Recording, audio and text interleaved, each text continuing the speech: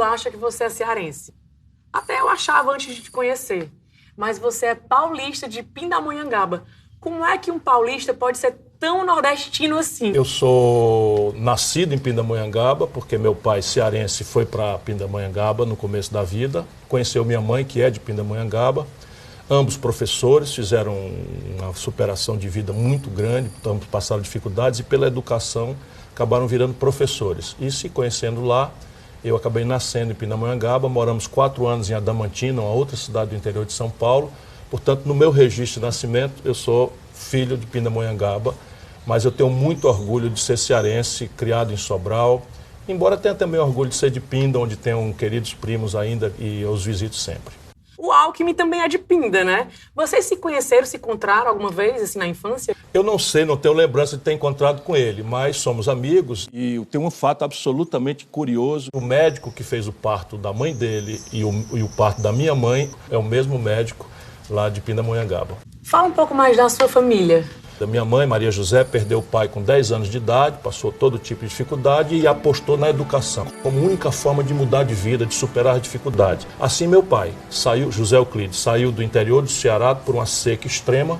Dos filhos do meu avô, era o único que queria estudar, ou que podia estudar, e também fez da educação, né, o caminho de superação das dificuldades extremas que passaram.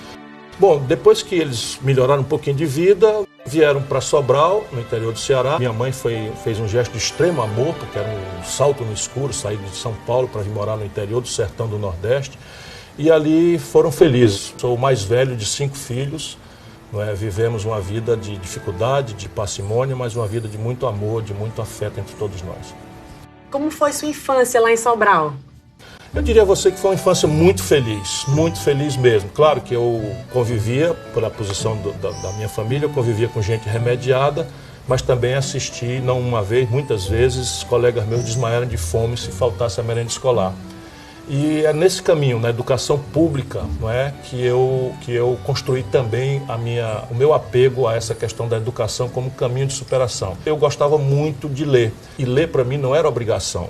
Era um prazer muito grande. Eu lia de tudo, de ensaios até poesias. Com 15 anos de idade, por exemplo, eu era um especialista em Camões e ganhei até um prêmio por causa disso. É verdade que esse prêmio fez você conhecer Portugal antes de conhecer Fortaleza? É verdade. O governo de Portugal fez um concurso sobre a vida e a obra de Camões, esse grande poeta português, e eu apaixonado, sabia, como ainda sei, trechos importantes de cor. E eu então, em vez de fazer uma monografia escrevendo, nasceu dia tal, morreu dia tal, eu fiz uma espécie de novelinha, escrita à mão, não existia computador na época, em que eu era contemporâneo do Camões. E o prêmio eu ganhei, era uma viagem a Portugal, 20 dias, né? E deu-se essa coincidência. Saí de Sobral, conheci Portugal antes de conhecer Fortaleza. Com 17 anos, então, você foi morar em Fortaleza, é isso? Isso, eu fui morar em Fortaleza para fazer o vestibular e entrar na faculdade. Fui morar numa pensão no primeiro momento, morreu a dona da pensão, e eu fui morar num convento dos frades capuchinhos, dos franciscanos, o que ao lado de me dar um lar que os meus pais não podiam pagar, eles me hospedaram, aquilo também aprofundou a minha religiosidade, porque o exemplo de São Francisco é o exemplo mais generoso que há entre os santos da Igreja Católica, na minha opinião, porque era um cara rico, de origem nobre, que abriu mão de tudo para ser solidário com a pobreza e é o pioneiro do amor à natureza também. E esses são valores que me encantam até hoje. E tem uma história que você fazia artesanato para ajudar a pagar as contas? Conta aí pra gente. É bem legal isso, porque meus pais me garantiam ali o mínimo, né, que era o pagamento da mensalidadezinha lá no convento dos frades, mas as despesas extras, eu não tinha dinheiro para isso. Aí eu aprendi a fazer artesanato de couro. Acho que sou até capaz ainda de fazer uma chinela bonita ou um cinto. E vivi uma juventude também muito interessante. Mas a gente vai falar mais sobre isso nos próximos episódios. Por hoje é só. Até.